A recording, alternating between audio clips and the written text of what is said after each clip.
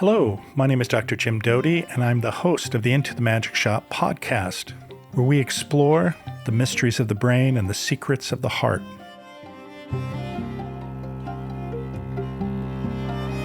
Hi, welcome to the Into the Magic Shop podcast. I'm Jim Doty, your host, and my guest today is Ken Wilber, who many of you know is one of the most influential contemporary thinkers of our time in the fields of philosophy, psychology, and spirituality. He is the pioneering mind behind integral theory, a comprehensive framework that seeks to unify science, religion, and art into a coherent understanding of the world and our place in it.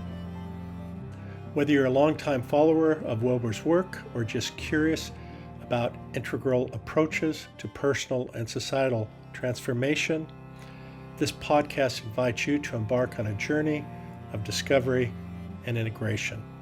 I hope you enjoy our conversation today, and thanks for listening.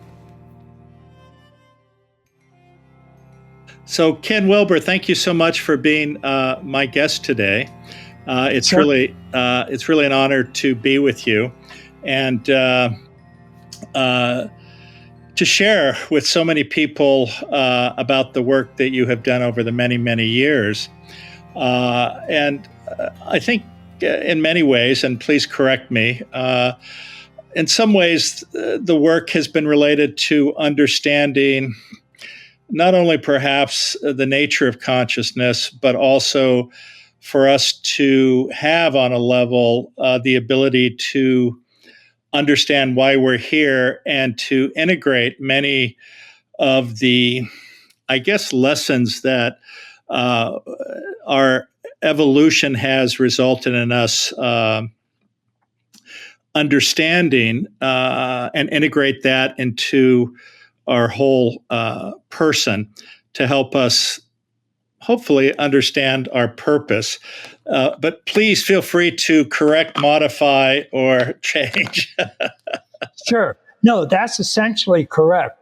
What I started doing was looking for all of the approaches to human awareness or consciousness or psychology in its broadest sense. But in order to understand how our consciousness works, we need to understand what we're being conscious of. So that means we need to basically come up with a theory of the universe. What's the universe made of? How does it present itself to us? And I can just say, for example, one of the conclusions I reached was first introduced by Arthur Koestler, and he said that the universe is made of holons. Now, a holon is a whole that's part of a larger whole. And everything in the universe is a holon. So electrons are parts of whole atoms, and whole atoms are parts of whole molecules. Whole molecules are parts of whole cells. Whole cells are part of whole plants and animals and the entire tree of life. So once you start thinking about holons, it all makes sense. And you can see that, in fact, is what the universe is made of.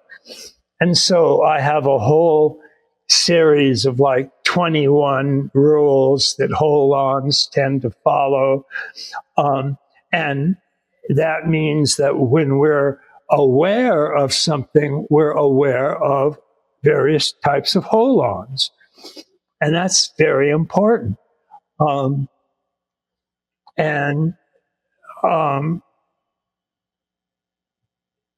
then came up with what must be the structure of human consciousness or human awareness to be aware of these holons. And that came up with the so-called integral metamodel, which is a model of the human being that consists of growing up, waking up, opening up, cleaning up, and showing up. And each of those are types of processes that result in wholes or holons. And so waking up is for example, an enlightenment experience, a spiritual experience, or oneness with everything. And that's a huge hold on, of course. But that's what a waking up is. And that's what, if you practice in Buddhism, for example, you're attempting to achieve a satori, which is a waking up experience. And that's the wholeness that waking up offers. Growing up, on the other hand, is very different. It's all human beings from birth go through a process of growing up. They grow and develop and evolve. And this process of growing up goes through, in every human being, a series of stages, of structure stages. And for example, Gene Gebser named these structure stages the archaic stage, the magic stage, the mythic stage, the rational stage, the pluralistic stage, and the integral stage. And all of us go through those stages. And you and I are at one of those stages now, preferably an integral stage, but we are at one of them. Yes. And so that's very important. And then cleaning up refers to a process that's generally associated with Sigmund Freud and his inner circle. All of his inner circle, by the way, were bona fide geniuses: Carl Jung, Alfred Adler, Otto Rank. And they came up with the general notion that we can split off or fragment or repress any aspects of our awareness, of our mind, of our thoughts, of our emotions. And when we do that, we split them off as shadow elements, and those shadow elements get stored in our unconscious. And so Freud was famously asked, "What does this new psychoanalysis of yours do?" And he replied, "Where id was, there ego shall be," and which is a very good summary of psychoanalysis. But what most people don't know is that Freud himself never used the term id or ego. Those are Latin terms that were added by his translator, James Strachey, because, being Latin words, Strachey thought they made Freud sound more scientific. So what Freud actually, the words he would use, instead of id, he used the German pronoun for third person, which is it. And Latin for it is id, so that's where Strachey got the term id. And for ego, Freud used the German pronoun for the I, and that's what he would call it. So what he said was, where it was, there I shall become. And that's actually brilliant, because what it means is whenever we split something off from our mind, we tend to take it from a first person, I. In other words, it's no longer me or mine or I. It becomes a third person, it. And we talk about it. We'll say the anxiety, it overcomes me. The depression, it's stronger than I am. The obsession, I can't do anything about it. So what Freud wanted us to do was find our its and re-identify with them. And one of the quickest ways to do this was discovered by Fritz Perls, and he called it Gestalt therapy, which means wholeness therapy. Is a way to make the I and the it whole. And what he would do, he was a star at America's famous growth institute called Esalen Institute, founded by Mike Murphy. But Perls hundreds of people would show up every time he gave workshops, and he would ask anybody in the audience who has a problem with their neurosis or their anxiety, their depression, to come up if they wanted to work with him. And they would come up, and he would put a chair in front of him, and they'd sit down in the chair, and then he'd put an empty chair across from them. And he'd say, "Okay, what's your problem?" And the person would say, "Well, I have this anxiety. It's killing me." He'd say, "Okay, put the anxiety in the empty chair and talk to it," literally. and say, well, what do I say? Well, ask it like, why are you doing this to me? Or why are you anxiety upsetting me so much? Just talk to it like that. So he'd say, okay, why are you doing this to me? And then Pearl says, okay, now sit in the empty chair and you play the anxiety and answer yourself. Why are you doing this? And answer. And so he'd say, okay, so he'd sit in the empty chair and he'd answer, well, because you're rotten, you're no good, you're worthless, you're an idiot, you're a creep. And he'd say, okay, now sit over there and answer yourself. And he'd have them talk back and forth. And everybody in the audience could see that within about 10 or 15 minutes, the person's anxiety would start to go away because they were identifying with its cause. They were retaking the anxiety it back and making it part of their I, because they were talking as if they were identical with the it. So, Pearls famously said, I can cure any neurosis in 15 minutes. And he could. I mean, even his critics who hated him agreed he was a genius when it came to treating neurosis. And that's all he was doing, was applying Freud's rule, where it was, there I shall become. And when you take that it back, it is reintegrated with your I, with yourself. So id and ego, or it and I, become one unit again, and that would cure their neurosis. So we call that part of the integral project, in addition to waking up and growing up, we call that cleaning up.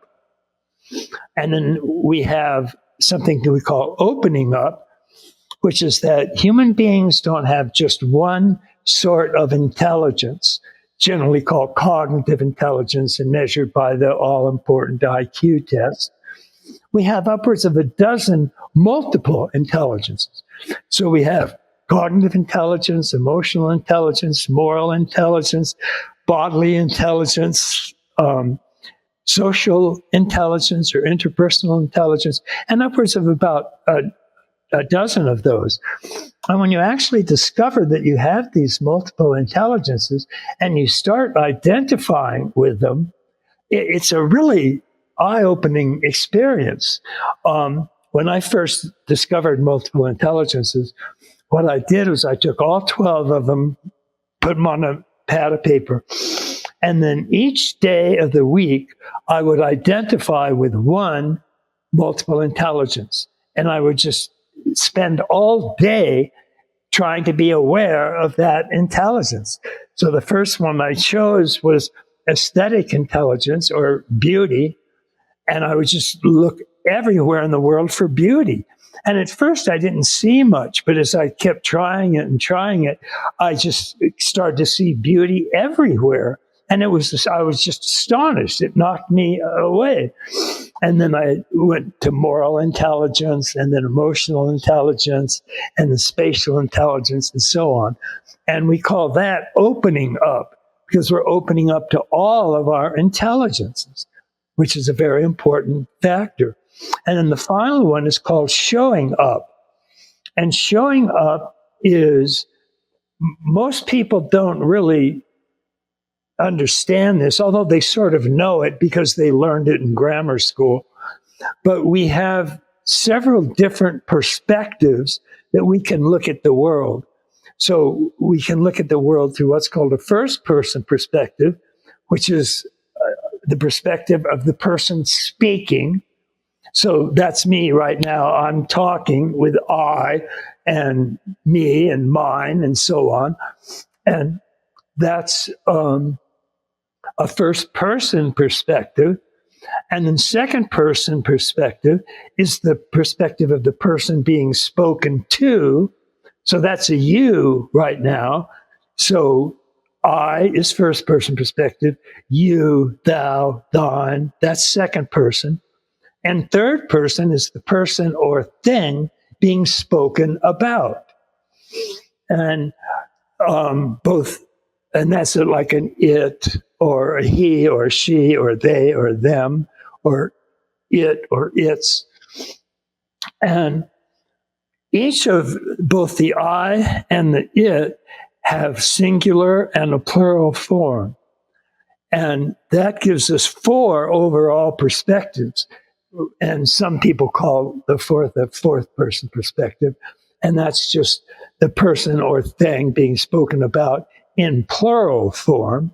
So that's if the upper right quadrant, and these 4 perspectives are called the 4 quadrants. And we actually draw them out as 4 quadrants like that, 4 box-like figures on the sheet of paper. And each of them grow or develop or evolve through stages, like the stages that I goes through. And an I plural is a we, which is a name for culture or social holons. And then the third person is he, she, it, singular, which is the upper right quadrant. And then it, plural, is its, or he and she, plural, is they or them. And that's the lower right quadrant. So we can address all of those quadrants with all of those waking up, growing up, showing up, cleaning up, and opening up. So, and that's a quick summary of the overall integral. So I always like, and I appreciate those explanations. Obviously, you're an extraordinarily brilliant individual who has been studying this clearly in depth for many, many years, and it's had an impact on millions of people. But the basis of this, as I understand it, and please correct me again, is your interest initially in spiral dynamics that Don Beck and Chris Cohen actually had sort of developed from the work of Claire Graves, right? And is that how? But before we start that discussion, though, it's always interesting to me how people sort of chose the path in which they began, and that essentially dynamics had nothing to do with it. I developed this when I was 13. I had a profound, spontaneous, mystical unity experience. Would you call this an epiphany?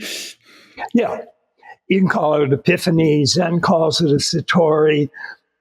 Buddhists call it enlightenment or awakening. But it's just like that. You feel like you've just woken up to an entirely new universe. And the strange thing about this universe is you're completely one with it. And so as soon as I discovered the existence of something called satori, which is a Zen enlightenment waking up experience, which I had spontaneously had, I went looking for Zen masters, of course, and I contacted dozens of Zen masters. This was in the 60s. I'm a boomer. I'm a child of the 60s. And in the 60s, there was the psychedelic revolution. And so there was this whole interest in consciousness and psychedelic expansion and stuff like that. And Zen really took off in America. And all sorts of Japanese Zen masters were coming over to America. And so I wrote a dozen of them and said, I want you to assign me a koan. I want to be a Zen Buddhist. And I finally got one who actually did and assigned me the koan Mu, which is a famous Zen koan. A Zen koan, by the way, is a story taken from one of the Zen masters that gives you the punchline that you're supposed to get to have a satori. So some famous Zen koans are, what's the sound of one hand clapping? What is it?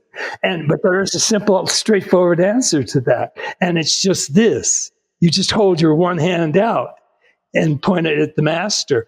And he can tell by your motions and the way you're moving and if you're smiling or not. And he can see if you actually know what the sound of one hand clapping is, which means you are one with everything. And that's how it presents itself, as the sound of one hand clapping. But let me ask you a question, though, because obviously that was it. Oh, I'm go in ahead. the process of explaining to you why spiral dynamics doesn't have anything. Okay. I'm sorry. I didn't mean to interrupt you. Go ahead. As long as you remember that and I can come back to it, go ahead. No, I was just wondering that obviously this type of an event, and you said you were 13 years old? Yes. So I was just wondering, were you quite precocious from early childhood, and this was a manifestation of that? Did you feel that you had been missing something or were searching for something, and then this happened? Or had you studied or put yourself in a position to avail yourself, if you will, to this truth or this epiphany? Well, I had been precocious since I was fairly young, but spontaneous unity consciousness experiences, you don't have to be looking for them. They strike people of all philosophies, of all disciplines. You're just as likely to have a spontaneous Satori experience if you're Hindu, Buddhist, Christian, atheist, materialist. They just happen for no reason. And they're profoundly life-changing, and this was very life-changing for me. And I immediately went out and started looking for Zen masters, because when I sort of looked through the encyclopedia, looking for unity experience and so on, I ran across this discipline called Zen Buddhism. And Zen Buddhism was new to me. And I got a series of books written by the Zen scholar called D.T. Suzuki. And he wrote like a 3-volume large set of works called Essays in Zen Buddhism. And I got that and read it just immediately. And I kept running into this term, Satori. What's the Satori? And Satori is the Japanese Zen name for a unity experience.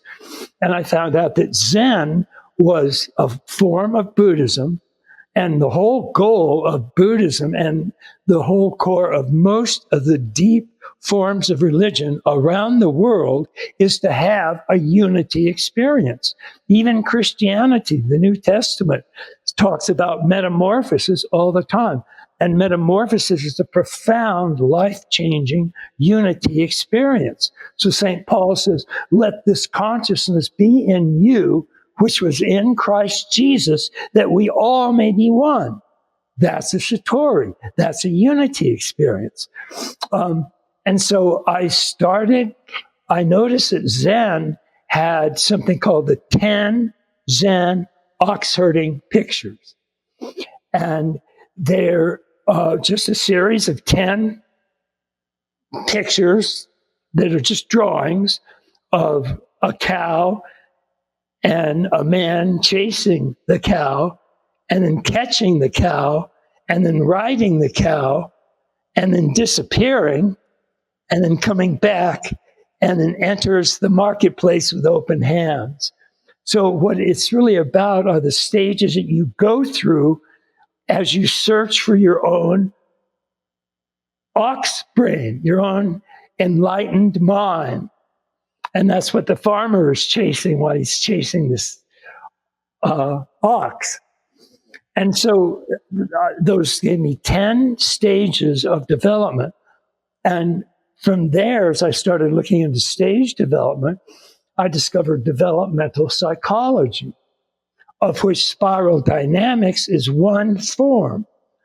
But I started out studying, I did study Claire Graves, but I studied Jane Lovinger, Robert Keegan, Lawrence Kohlberg, and each of these were studying the stages of development that one of the multiple intelligences went through.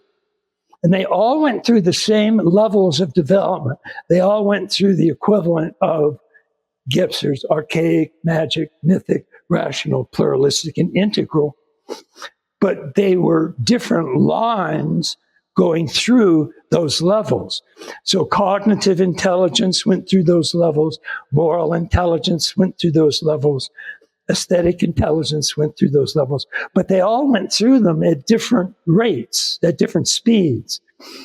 But as soon as I noticed the 7 or 8 major stages they all went through, and I noticed that all of them went through those same stages, although they all gave them different names, because if you're working on cognitive development, you give them names like Piaget did: pre-operational thinking, concrete operational thinking, formal operational thinking. And if you were giving them a worldview intelligence, then you'd use terms like Gene Gipser did: archaic, magic, mythic, rational, pluralistic, integral. And if you went through emotional development, you'd give them emotional names and so on. So that I was studying all of those before I even discovered spiral dynamics. But what I was fascinated with was, I thought, when I found all of these 7, 8, or 9 major stages that multiple intelligences went through, and I found the stages that Zen and all mystical traditions went through, I thought, boy, these stages are everywhere. They absolutely cover everything in the entire world.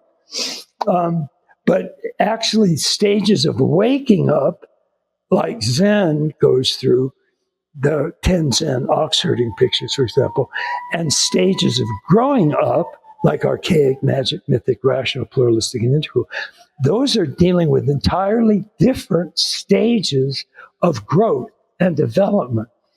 And for one thing, the waking up stages are all first-person stages.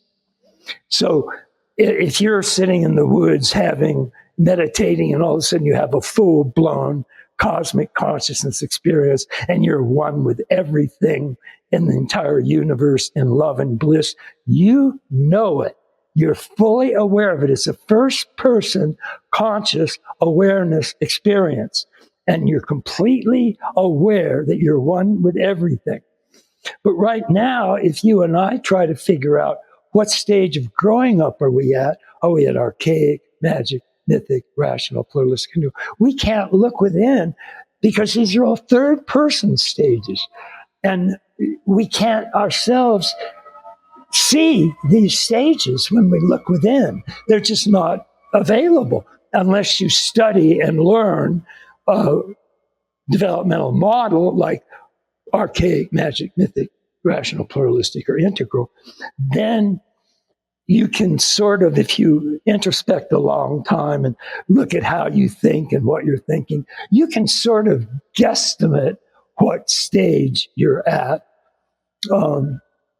And so it was after I had written a book called Integral Psychology, where I put together all of the stages from developmental models of growing up, not waking up, or not opening up, or not showing up, but models of growing up, which is what all developmental psychologists are studying.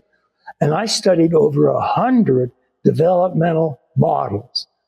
And I took the stage names from all of them, and I put them in charts at the back of that book. So there are 100 charts that have anywhere from 6 to 7 to 8 to 9 to 10 stages of growth that the developmentalist has discovered each of those lines go through. And that was, it was after I published that book that Don Beck contacted me and said, hey, I've got one of those models. And I said, well, actually, I was aware of that because I included your stages in this 100 developmental models that I included. And so he came to visit me several times, and we got to be pretty good friends. And I really liked the spiral dynamic model. It's not an integral psychology model because it only covers the values intelligence, and that's it. That's all Claire Graves studied. He called it value systems, and he discovered just values. And I like the fact that Don Beck and Chris Cowan had given the stages, the names of the stages as colors, because it was just an easy way to remember them. And I liked that, so I eventually ended up adopting a color scheme as well. But I started to use spiral dynamics as a simple introduction to stage development models, simply because it was 9 stages of development, and each stage was given a name according to what the structure of that stage was called, and then each was given a color. And so I would introduce those, and I actually wrote a book where I talked about spiral dynamics and its various stages of development.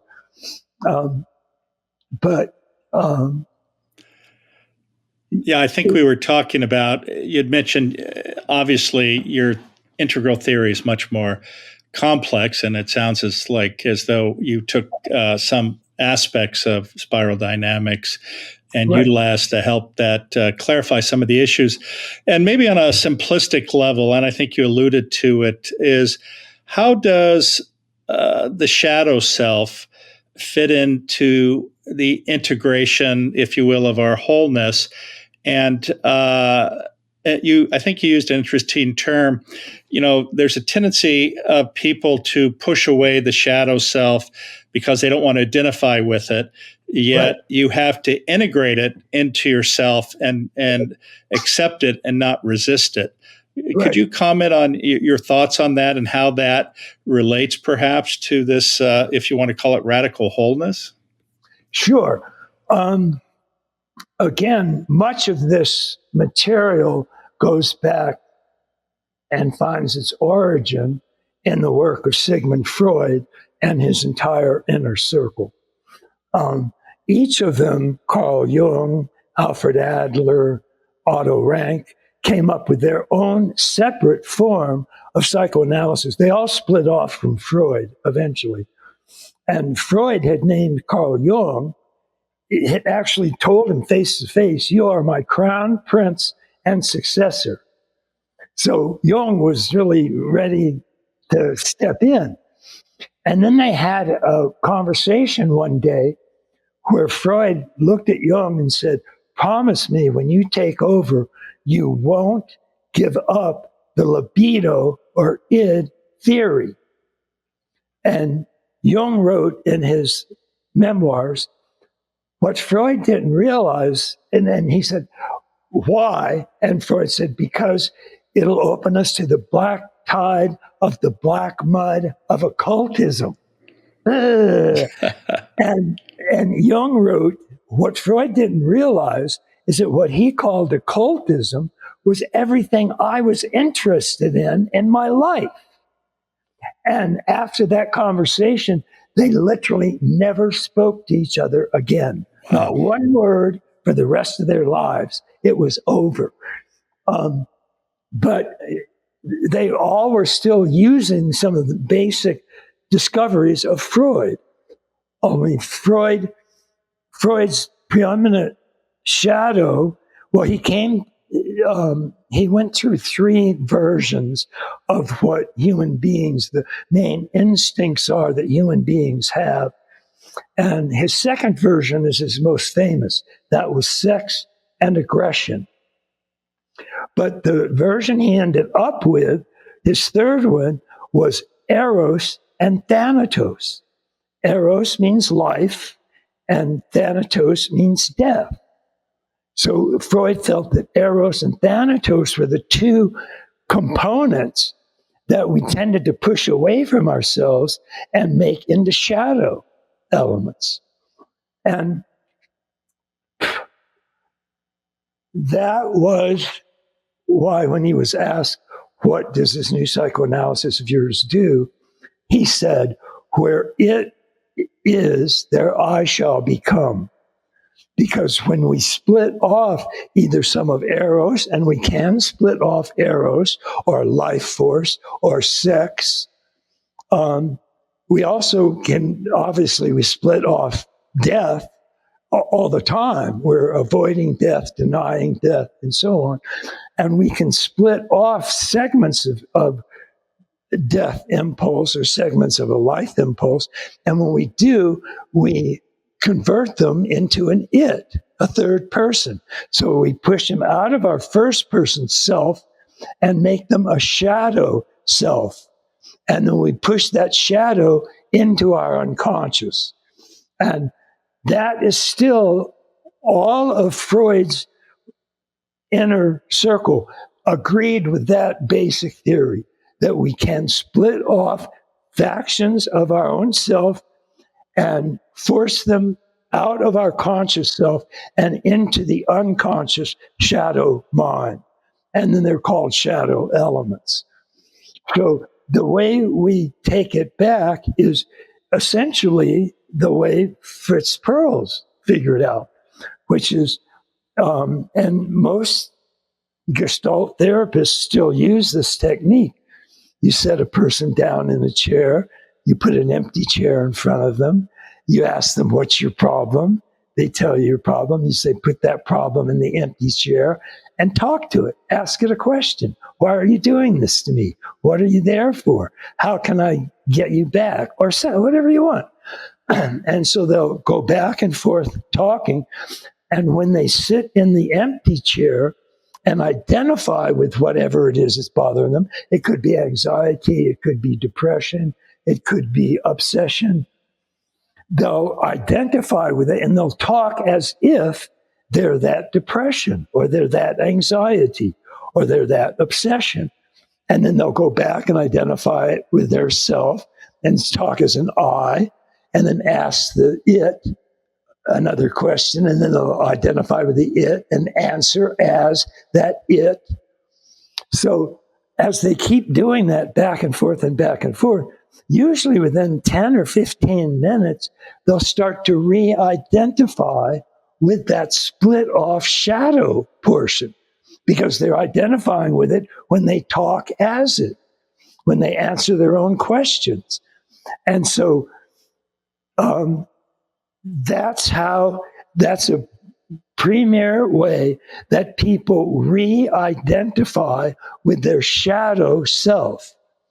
They talk as that self, they identify as it, they talk back to themselves using I whenever they're identified with the anxiety or the depression or the obsession or the compulsion or whatever it is. And as they go back and forth, the more they identify with that shadow and talk to it as if it were part of their I, the more they take it back as part of their I. And that is the essential ingredients of both how we split off a shadow self and then how we re-identify with that shadow and take it back. So that's a quick summary.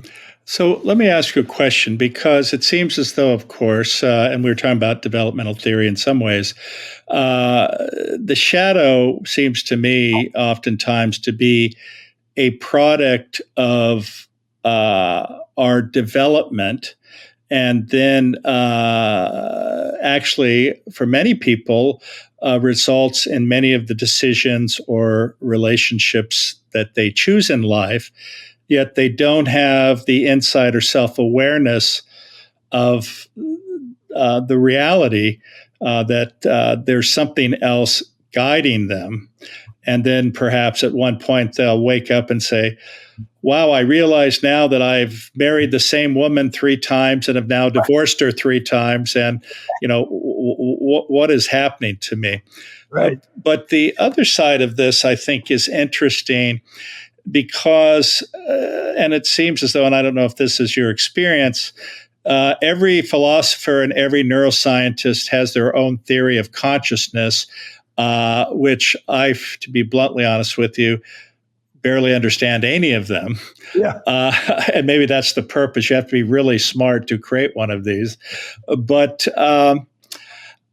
what is your definition of consciousness? And we've used the term several times, but how do you define it?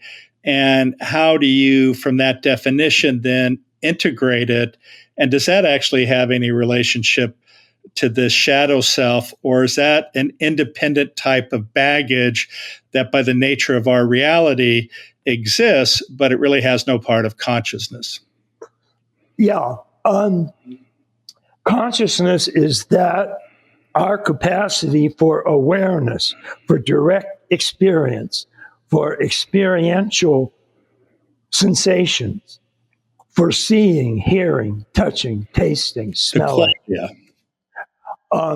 And it's intimately, the mind or our consciousness is intimately connected with the brain, but they're not the same at all. The brain, you can actually see a person's brain. If you cut open their scalp and look, you can see the brain. It looks like a crumpled grapefruit. But I have done that many times as a neurosurgeon. Yeah, there you go. But you can't see the mind. Or if you see it, it's full of consciousness or experience or awareness. But that doesn't look like a crumpled grapefruit at all. And so we have to distinguish between mind and brain, is what I'm saying. Well, this is the hard problem, right? Yes, it definitely is the hard problem. And it's the hard problem because it's a version of the mind-body problem. And how are they related? Because again, as everybody knows, all proper minds are the ghost in the machine. So the mind is like a ghost. And everybody knows you can't see ghosts walk through walls. They just go through it. And ghosts can't move walls either. And so how can they move a material body? Well, I do it all the time, apparently. But how? That's the mind-body problem. And it's called the hard problem, meaning the hardest problem in Western philosophy, because everybody knows that every ghost can walk through a material object. So how does our mind walk through our body and yet still be able to move it? Nobody can figure that out. So I thought that's what we were here for. Yeah, well, I'm going to give you my solution to it. Yes. But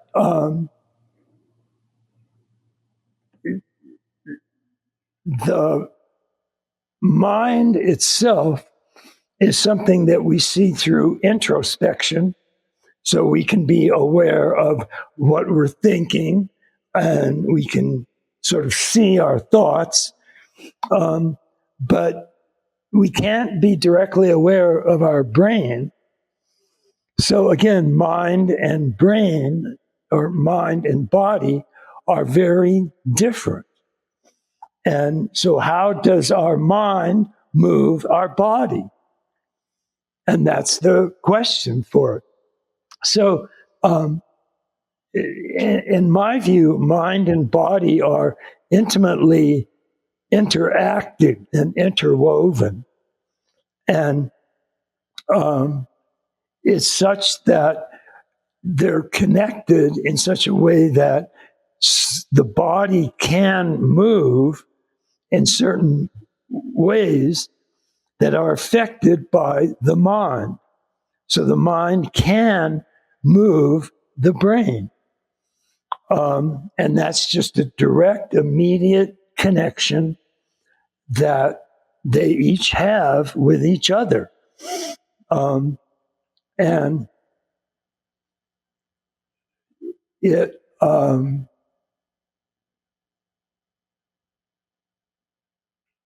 well, that's just a property that the mind happens to have, such that it can interact with the brain, even though it's a material process. And so the brain has all sorts of connections and different systems and different neuronal interactions and different parts, the forebrain, the temporal region, and so on. And each of those can be interacted with by the mind.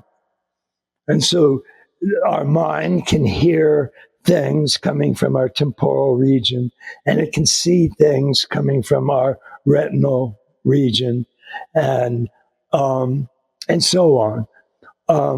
And that's just a property that the mind has. And in that sense, it's a little bit different from most forms of consciousness or awareness, because most types of awareness, as I say, can walk through walls or can pass through material. But awareness has a capacity to interact with various material aspects of the body. So then, is the awareness side, or that aspect of us, Right. is that an integral part then of consciousness, or is it a separate part, if you want to call it, of wholeness? Or how does that interact? And perhaps just as important, is consciousness, or maybe even awareness, is this a critical aspect of the physical body, or does it in fact exist independent? And if so, does that then relate to this Satori experience in the sense of this, you may want to call it even radical oneness or perhaps wholeness? Yes, you could. And the point is that the conscious mind is composed of various degrees of holons. And those holons are the parts that directly interact with the material brain. And or whatever part of the body it's feeling or touching. We can feel our legs, move our legs, feel our torso, move our torso, feel our tongue, move our tongue, and so on. And those are all being done by mental holons. And as for the shadow self, what happens is that those mental holons can be pushed out of the mind. They can be pushed out of consciousness. They can be pushed out of awareness. And when they do, they become a shadow element. And that shadow element is pushed into the unconscious. And the unconscious is not part of the conscious mind. It is separate. It's split off. It's forced out of the conscious mind and becomes the unconscious or not aware mind. And that's the shadow element. And that's what psychoanalysis or psychotherapy works with. Because almost all forms of psychotherapy agree that when you get a neurosis, when you get some sort of mental illness, the major thing that's happening is you're taking some part of your conscious mental fabric and you're splitting it off. You're pushing it out of awareness into the unconscious. And there, that unconscious mental holon becomes a shadow holon. and we're not aware of it, but we can bring it back by using Fritz Perls' technique, for example, and we can start to reintegrate with that shadow holon. And in dreams, often the shadow holons will surface, and we don't see them directly, but we see them in symbolic forms. And that becomes the dream content. And every form of psychotherapy has a different way of interpreting these symbols that show up in our dreams. And they always interpret them in a conscious form. So if you have a dream that has a sex organ in it, for example, and it shows up like a telephone pole or whatever, it always shows up as a conscious symbol. So you see a long phallic symbol, and that's conscious. And so you can then interpret that conscious telephone pole back into a phallus, the phallic symbol. And then that way you're bringing it back into your own conscious awareness, your own conscious mind. And if you keep doing that, then you'll stop pushing it out of awareness and you'll stop projecting it onto other things or other people or other objects. Now, obviously, the path the path perhaps that we're talking about, for many people, especially those who are at the lower level, if you want to call it Maslow's hierarchy of needs, they're so focused on survival that these types of discussions are not at issue. But if you will, though, for those who have the awareness or the motivation, and I think this is, you were mentioning the 60s, but it seems as now there's a large subset of people who are trying to understand, if you will, the neuroscience or the brain. And some of them are trying to adopt shortcuts. And what are your thoughts about the use of psychedelics? Do you feel that actually can give you insights to see more clarity some of the stages that we've been discussing or the transformative processes? Or can they be a hindrance to some people? Or is it a combination of both? Well, it can definitely be both, but they're generally in different categories. One of the things that psychedelics are very good at is inducing mystical, religious, spiritual unity experiences. And the foremost researcher of this is, of course, Stan Grof. I know Stan quite well. And he has written several books on, well, I should back up by saying he started out in Czechoslovakia in Europe, and he started giving his patients LSD. And this was when LSD was legal, and you could do that. And Grof would just give very large doses of psychedelic LSD to his patients and see what would happen. And the most common thing that would happen in some 70% of them is they would have a massive unity experience. And this included like theological students who would come to him and get LSD. And many of them had never had a mystical experience in their life, even though they were in theology, they were going into the ministry. But they'd take psilocybin or LSD, and they'd have these massive unity experiences. And Grof wrote up all of these experiences, and he made a list of the levels that people would generally go through in their LSD experiences. And his levels tended to match exactly the levels that I had come up with from studying the world's mystical traditions. Wow.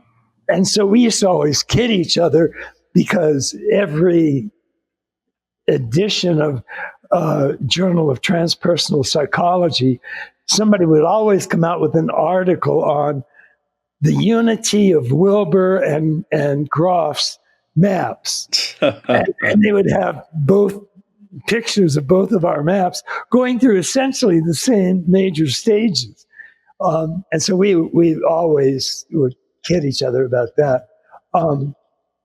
But they will tend to produce spiritual unity experiences fairly often.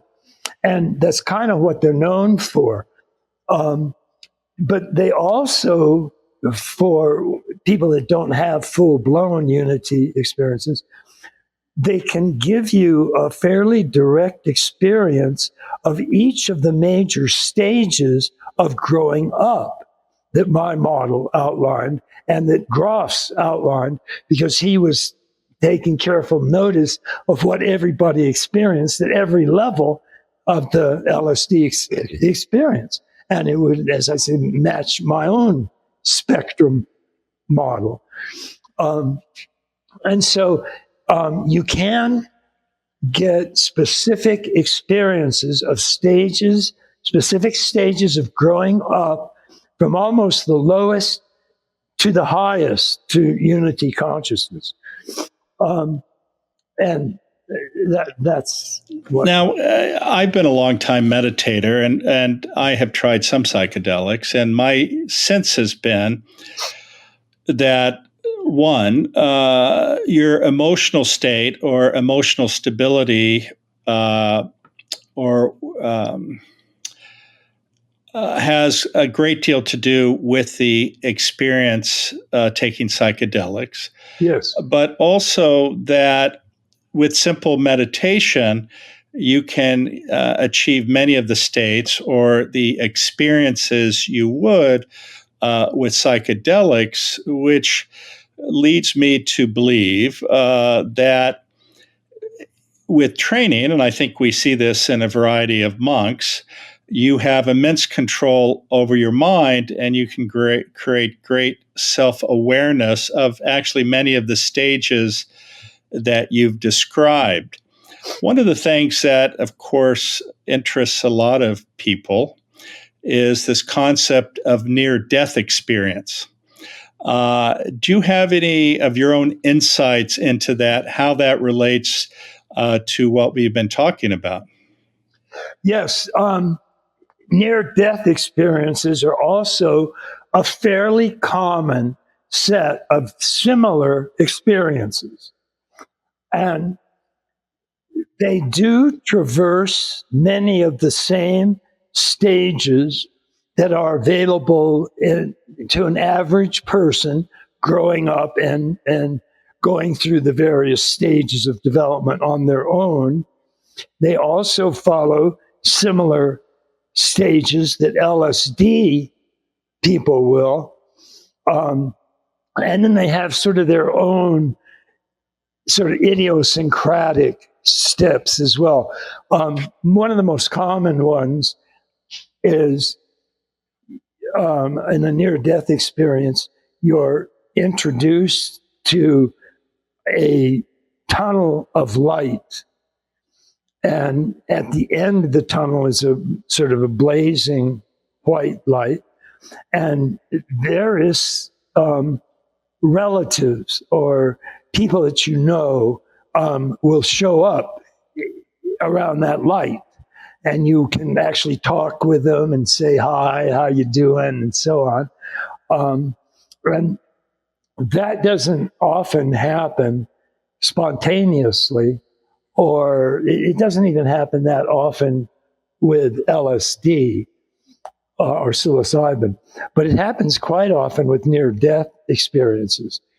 And again, you can have a near-death experience if you're an atheist, a Buddhist, a Hindu, a Taoist, a Christian, a Jew, it doesn't matter.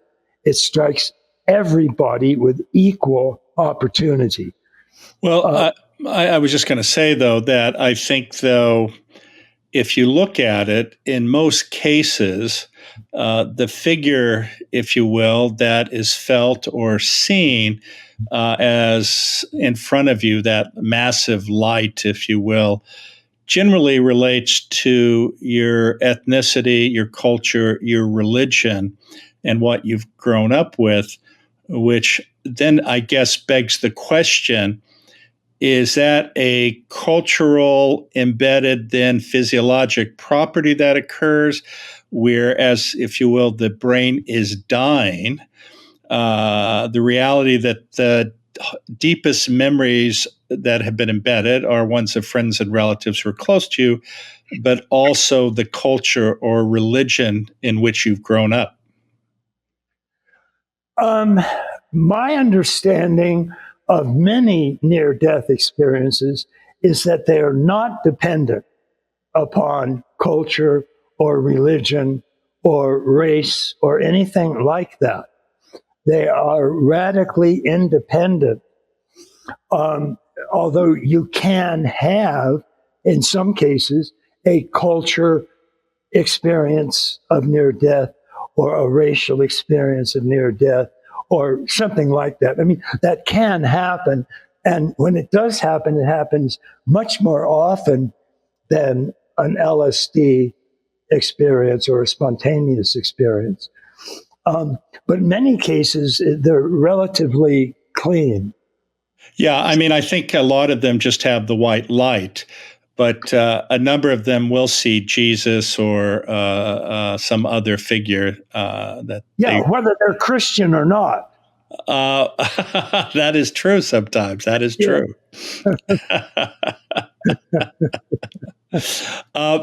Let me ask you another question, which maybe relates. So, if you examine, and you could argue that personal transformation has existed for a very long time. And, we have the New Thought movement, and we have people like, who is it? Napoleon Hill and others, which I'm not sure if they're self-transformation movements or delusions. But you look at the work of somebody like Werner Erhard, Yeah. and I'm sure you're probably familiar with him, where he essentially accomplishes a breakdown of one's identity, or perhaps the baggage or the narrative that they've defined or created on an unconscious level, most likely, and then sort of rebuild. What are your thoughts of sort of that radical forcing of this reexamination of self? And in some ways, this type of examination, which I think relates to some of your work, can that be so traumatic that it becomes not helpful? Or we have to go through these types of experiences if we want to grow? Are you talking about psychedelic experiences or near-death No, I'm experiences? talking about EST as an example, Earhart seminar training, or even, I don't know if you're familiar with the work of Byron Katie. She's not as forceful. Sure, I know her and Werner Erhard, so Yeah. I'm familiar with their work. Yeah. So that was my question. I mean, some of these require a radical, and even Tony Robbins, sort of a radical reexamination. But are these different ways of getting to the same path? Are these programs that appeal to individuals who might benefit versus another subset of people? Is it just another serving in the cafeteria of evolving? Yeah. Basically, all of those possibilities that you mentioned happen in all of them, but they happen to different degrees and often with, again, idiosyncratic aspects added to them. So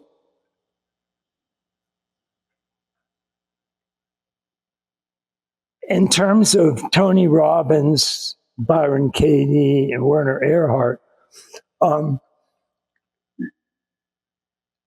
they're all, in one sense, plugging into a very generalized path. And it's the same very generalized path that near-death experience goes through and that psychedelic experience goes through. But they're not all same, essentially the same. There's very real differences in how each of those paths are experienced.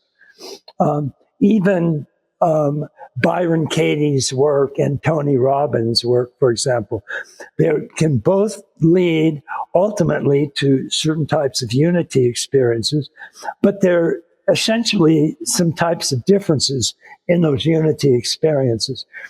Like some of them are more tied to the culture or the race or the philosophy of a person, and others seem to be more a clear experience of that path, and not so much, although you do find examples, but not that many related to race, culture, or philosophy.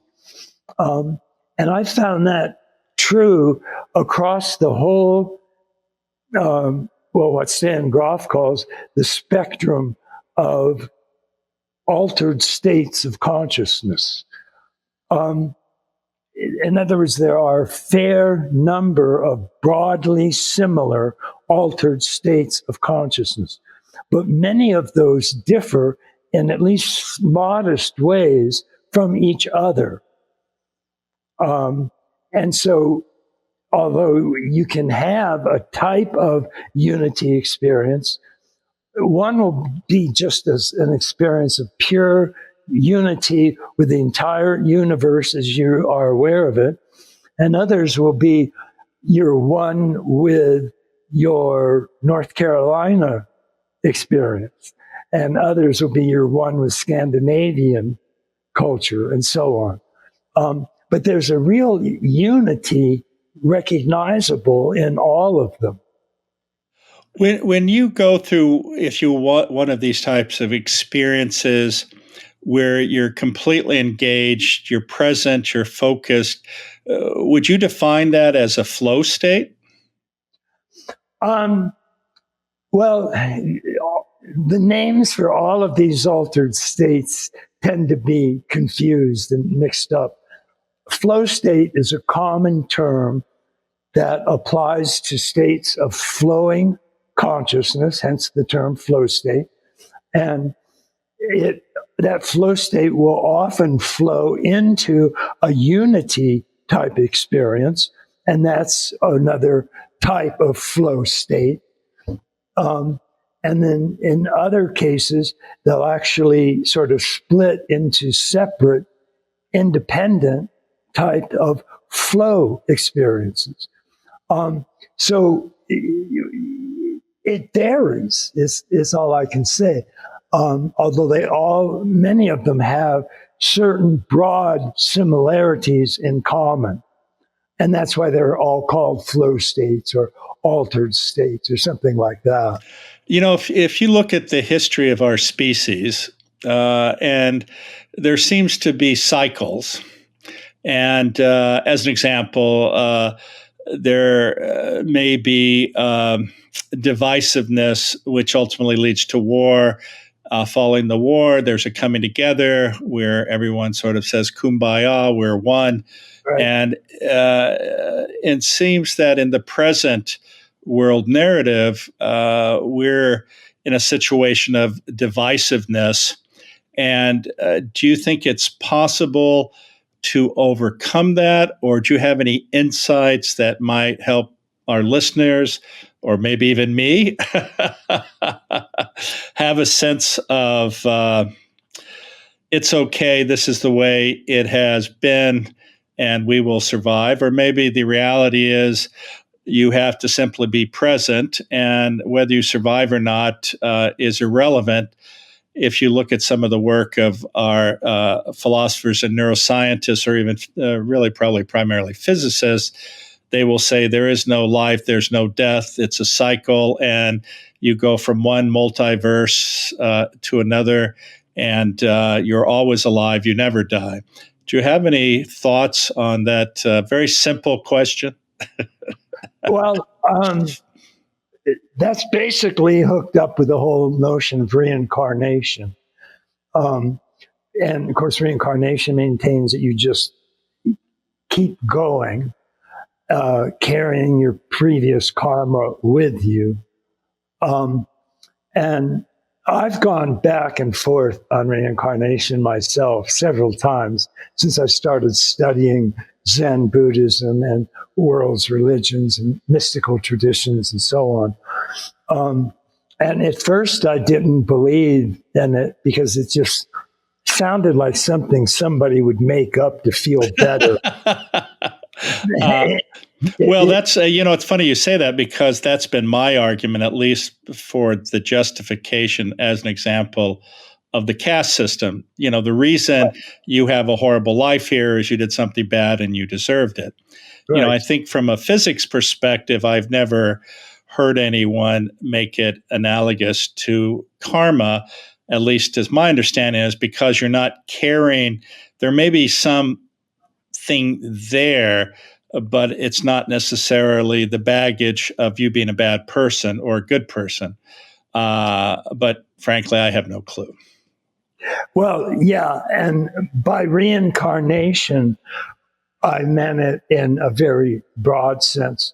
Whether we count karma or not, if you reincarnate, your life goes on from one life to the next life, to the next life, to the next life. And that was very similar to what you were describing when you asked the question, that you can go on from one personhood to another. I used to not believe any version of that. And then the more I studied Zen and the more I looked at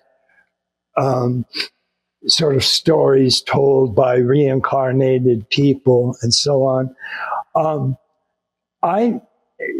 at first that actually made it harder for me, because what I would do is I would read stories of people who claimed they were reincarnated, and they were born in like 1916, and then they died in 1966 at 60 years old, and then they came back 3 or 4 years later, and they could describe the town where they were originally born, and all that.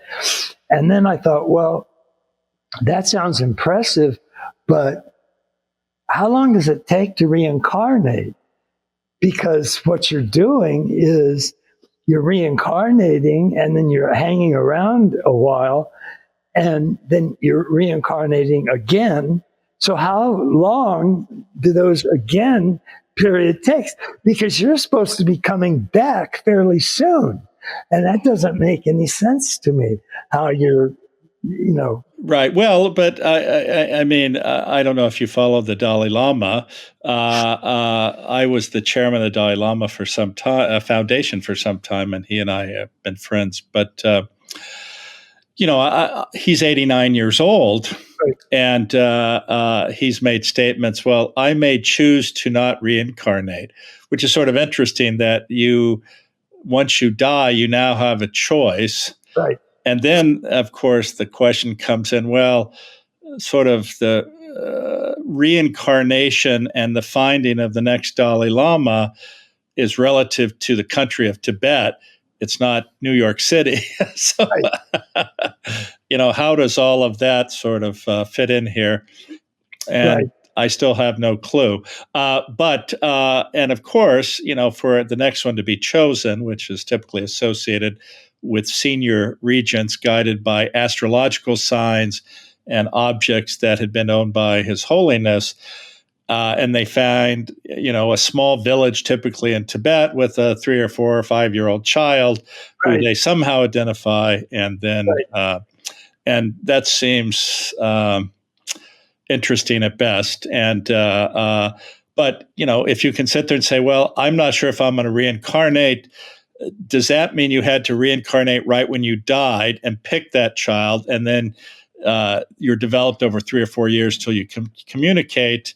Right. Is that how it works? I like I said, I have no clue. I'm just asking a question.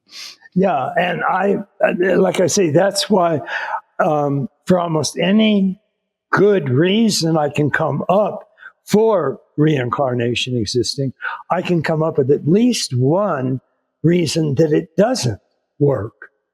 And that's just it's been that way sort of forever for me. Right now, I'm slightly in favor of, okay, let's say it works. Well, and then he said he may not reincarnate, so I guess you have that choice. Well, I think that's due only very special bodhisattvas like the Dalai Lama, because you don't hear it outside of those circles. Right. And so I just don't think that's part of the things that you can. I wouldn't count on being able to do that if I were you. Well, if reincarnation exists, you're coming back. Thank you for that insight. I plan on being back, damn it. Well, listen, I really want to thank you for your time. I don't think we spent enough time, because I think you and I could probably talk for hours speaking about finding radical wholeness and the integral path to unity, growth, and delight, which I certainly would recommend all of our listeners read. But you have any closing words for us or insights other than our comments on karma? Well, I mean, in a sense, all I can say is if you're interested in an integral approach to these topics, then just start reading a few integral books. And you have to learn the system in some way in order to be able to actually follow it. And so, if that means reading a few of my books, go ahead. I'm fine with that. And I would recommend finding Radical Wholeness as the one to begin with. I think that's the best book I've written. It's my most recent book as well. But you can read any of them. And definitely start by reading some books and I read Gebser or read anybody like that. Even Stan Groff's works will give you a good hint of the spectrum of consciousness. I was going to go off into discussing Carlos Castaneda and Krishnamurti, but perhaps we'll have to save that for another conversation. Sure. What do you want to know about Krishnamurti? Well, I guess we're going there. So, what are your thoughts? Did you know him or spend time with him? And obviously, he was, I'm not sure if the word influenced, because I don't think he ultimately was, but influenced by the founder of theosophy. What was it? Blavatsky? Ledbetter and Blavatsky. Yes, yes. I met him several times. I went through a period where I was an intense student of his. I read literally everything he published. And I knew his work quite well. And so I would go to see him whenever I could and meet with him and talk and so on. He was a very special person. And I don't know how much he was actually influenced by Ledbetter and Blavatsky. I know the theosophical version is it quite a bit, but what are they supposed to say? But I found his work to be very lucid and very clear and essentially quite accurate. And I enjoyed his stuff enormously. Yeah, I have as well. Do you have any thoughts about Alan Watts? Oh, yeah. Alan Watts is another person I went through thickly. As a matter of fact, when I was writing my first book, The Spectrum of Consciousness, I read somewhere on how to learn writing that if you want to learn writing, simply take one of your favorite writers and copy out every line that they wrote from cover to cover, and you'll pick up how they write.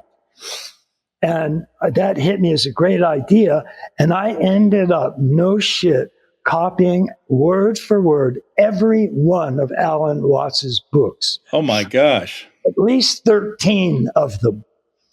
And I mean, from his first book, which he wrote at age 19, called The Spirit of Zen, he ended up writing a book called The Way of Zen. And I knew his stuff inside out. But I never did get to see him. And that upset me because I really loved the guy.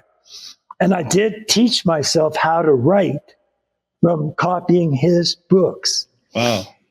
Well, it's interesting, though, because on some level, of course, he was a troubled soul, right? He was. Well, he's an alcoholic. Well, yes, as well as other things. Yeah. But Right. I find it always interesting because you see these people who have this profound awareness and insight, yet, and I don't know, you could call it the shadow self, that still lives within them and still controls them. And that's an interesting dichotomy. Yeah. Yeah. It is. And that used to always puzzle me about people who, on the one hand, seemed fairly enlightened. That certainly was Alan Watts. And yet they were, for example, alcoholics. In addition to Alan Watts, there was Chogyam Trungpa. Oh, yeah, of course. I knew quite well and studied with. But he was as a drunkard as you could get. Well, and usually sex is integrated into these behaviors, both with Alan and with Chogyam. And Free John. Yes. Drank all the time, had sex all the time, and was another. And smoked. Yes. And it's a perfect example of these dualistic personalities. Yeah, so I mean, maybe for the listeners, they can realize that all of this work, all of this insight, all of this striving to know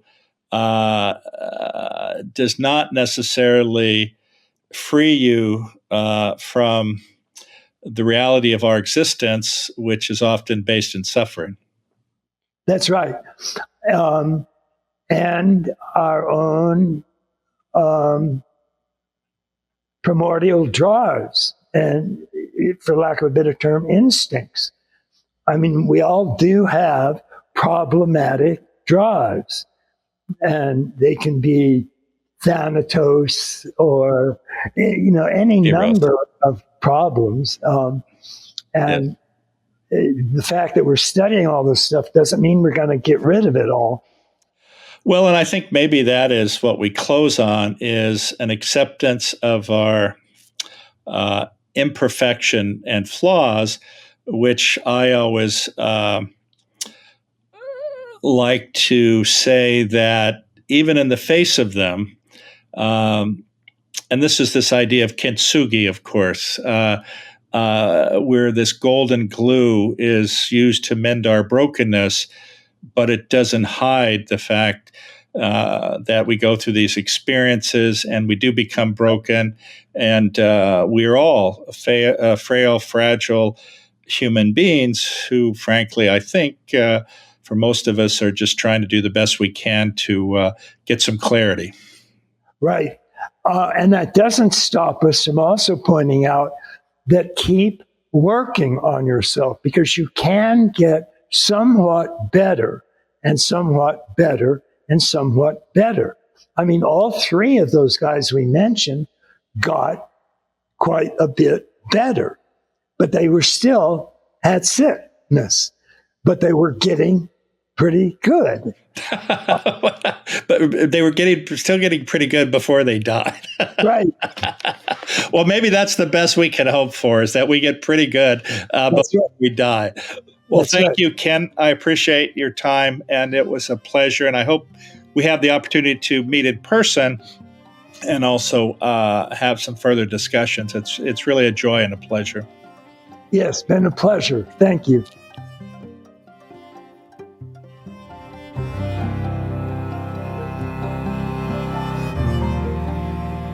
Again, thank you for being with us today. The Into the Magic Shop podcast can be found where you find your most popular podcasts, or you can find us at intothemagicshop.com.